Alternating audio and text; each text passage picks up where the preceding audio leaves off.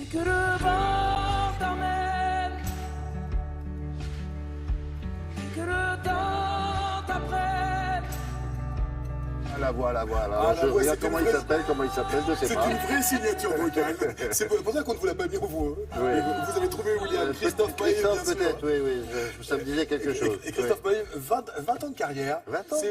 c'est vraiment la force de la volonté. Ce jeune homme n'avait strictement rien à voir avec la musique au départ. Il est né à Carpentras, de parents boulanger-pâtissiers. Il devait prendre la suite de la boulangerie. Bon. Le petit Christophe Martichon, c'est son vrai nom, devait être boulanger-pâtissier comme ses parents. Bon. Et puis, à l'âge de 18 ans, il se dit que, avec son CAP en poche, c'est pas vraiment ça qu'il a envie de faire. Il chante divinement bien. Dans toutes les fêtes de fin d'école, on s'aperçoit que ce gamin, il a vraiment quelque chose de très particulier. Il commence à composer, il fait tous les bars du Sud, vraiment, mais tous les pianos-bars, et on le remarque. Et puis, au bout de 10 ans, il va pour arrêter en se disant « je n'y arriverai jamais, c'est pas mon truc ». Et là, il y a une bonne fée qui s'appelle Dovatia, qui passe par là, qui est en train de monter le roi Soleil. Il cherche le rôle du frère du roi, de Monsieur Frère, et il voit ce gamin qui chante divinement bien, il lui dit « viens donc passer les auditions à Paris ». La suite, vous la connaissez, 5 albums. C'est vraiment l'un des artistes qui vend le plus de disques actuellement en France. Et ces concerts, là, ce n'est pas juste une formule,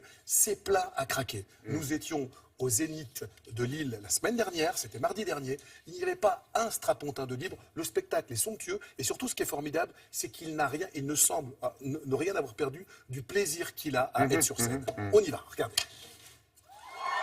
Messieurs, dames, bonsoir. 10 ans de scène, 10 ans de succès. Comment vit-on un tel anniversaire? C'est magnifique parce que je vis cet anniversaire tous les soirs avec des milliers de personnes. Comme c'est bon de vous retrouver, de vous voir. 10 ans de musique, 10 ans de fidélité, un public toujours au rendez-vous. Je ne me gêne pas de leur dire d'ailleurs.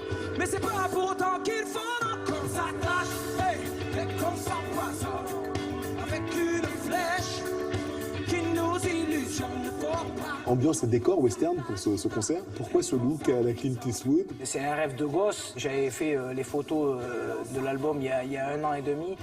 J'avais déjà le chapeau, le pancho, j'étais dans ce délire-là. Je savais que j'allais demander à tous mes icos d'être stylés comme ça. Toi qui traques les rêves, oui, toi qui le sais bien, comme l'on est en rêve, comme l'on rêve, on devient. L'Attrape-Rêve, le titre de cet album, je crois que c'est votre fils qui vous l'a soufflé. Ouais, c'est ça, ouais. Mon fiston qui a 9 ans, là, il rentre de l'école avec un dessin, il avait dessiné là, un attrape-rêve, et il me dit j'aimerais que tu m'achètes un attrape-rêve, un vrai, parce que ça capture tous les cauchemars et ça réalise des bons. Tu n'oublies pas, oui, pense aussi. Et me vient une phrase comme l'on vit, on rêve, et comme l'on rêve, on devient.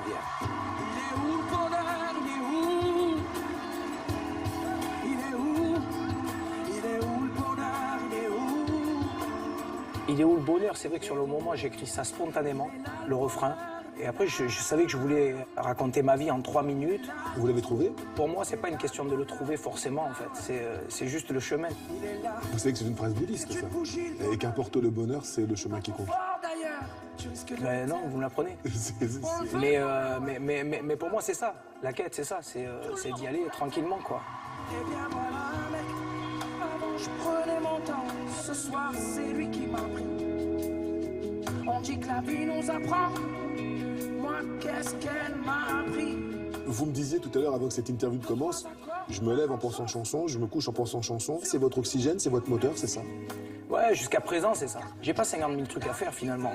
J'essaie juste d'être un bon papa dans ma vie, un bon mari, et essayer de faire de belles chansons, à mon sens.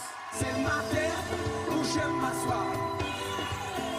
Ma rivière, l'eau que je bois, on n'y touche pas. Lorsque Christophe Maé, le chanteur que vous êtes aujourd'hui à 41 ans, se souvient de l'apprenti pâtissier, Christophe Martichon, c'est votre vrai nom, qu'est-ce qu'il a envie de lui dire à ce gamin aujourd'hui?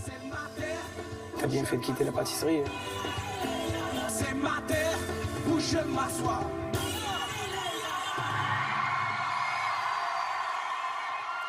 C'est amusant parce que sur certaines chansons, il y a l'accent oup qui réapparaît, mine de rien, comme ça, de temps en temps. L'accent est extrêmement présent, il revient souvent. C'est vrai qu'il a bien fait de quitter la pâtisserie. Alors peut-être que la pâtisserie a perdu un gros nom, mais alors la chanson française a gagné un artiste. Il est ce soir à Périgueux, je pense que c'est complet. Dépêchez-vous, vraiment, allez le voir sur scène, c'est un vrai grand moment à voir en famille. Vous pouvez y aller avec vos enfants, c'est vraiment un petit film que vous allez voir sous vos yeux pendant 2 heures. Si vous habitez Pau en disant pourquoi il vient jamais chez nous, eh bien si, il va venir le lendemain, figurez-vous, Voilà. le 9. Le 9 avril. Merci beaucoup.